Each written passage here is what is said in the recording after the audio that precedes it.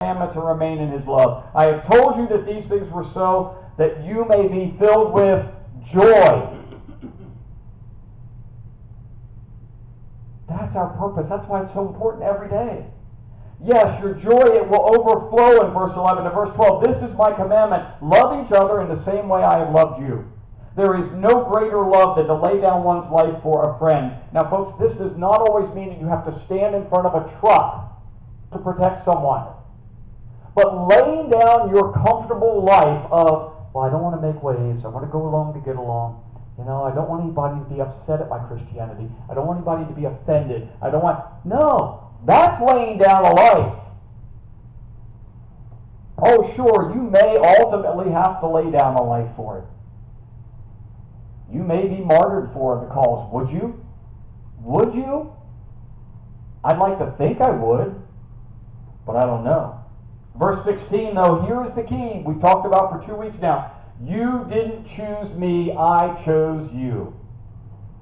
We so often think that we got God to come along. God, hey, I was nice today. You're going to come alongside of me now.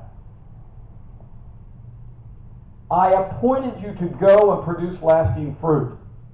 I, God, appointed you, me, to go produce lasting fruit. Not to go along to get along. Not to be a moralistic therapeutic deist. This is my command, that you love one another. Now, I certainly do not agree with the theology of the Mormon Church. Of those of you who attended our Sunday night groups, we took that apart as much as we possibly could. Well, probably not as much. We could probably do even more. But we've got a pretty good understanding. But there are not many religious communities that do a better job of modeling the teaching and using their cultural their toolkits. Orthodox said Judaism comes close. But in the study, nobody did it any better than the Mormon Church. And you go, well, they brainwashed their kids. You brainwashed your kids to eat vegetables. Sorry, that sounds trite, but, we pick and choose. There was a time that we had a catechism in Christianity.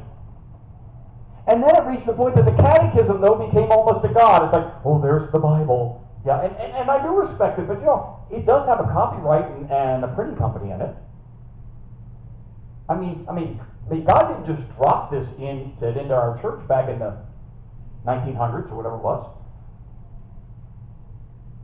The catechism became a god, and that's where the mistake was. Unfortunately, the catechism, as it becomes a god, then tends to lose its meaning, and young folks and other folks begin to look at it and go, well, it's catechism. And I asked a question about it, and somebody said, don't you question that.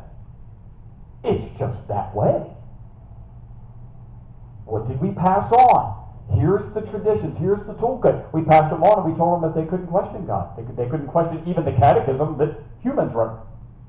They couldn't do that. We have lost and all for God. We are more concerned about the Bible than we are the great and powerful, awesome God who loved us so much that He sent His only Son. Said, how many times do we really teach that? So what's the message? Well, we're chosen by God to live like Jesus. That means living in all we do for the Lord. If you're a carpenter, just be good at it. Just do it and give credit to God for it. If you're an IT, if you're a nurse, if you're a stay-at-home mom, if you're a wonderful grandparent, whatever you are, that is who we are in Christ. Give it all to Christ. There is a term in theology called missio Dei, or said missio Dei, and it is that God sent God, meaning we are sent. It's a God story, right? It's God sending God's own self into creation. That's the message that we are to be teaching. So what are we teaching? She closes out and she says, there's a story about in Christianity that we sometimes think that if we can take all those evil things and put them aside, jump into the center of the church, inside the fence of the farm, and then it will protect us from all things. That God will protect us.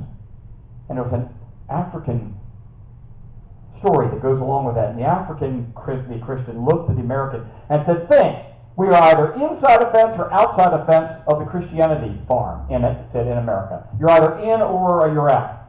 But in Africa, They think of Christianity as a farm with no fences, which is the title of the sermon. And that is because it's everywhere. It's in all things that we do.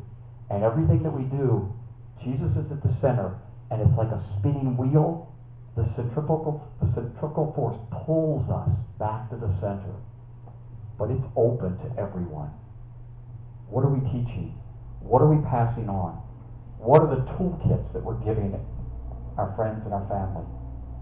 We are called to pass on the toolkits of Christ Church, not our church. Amen.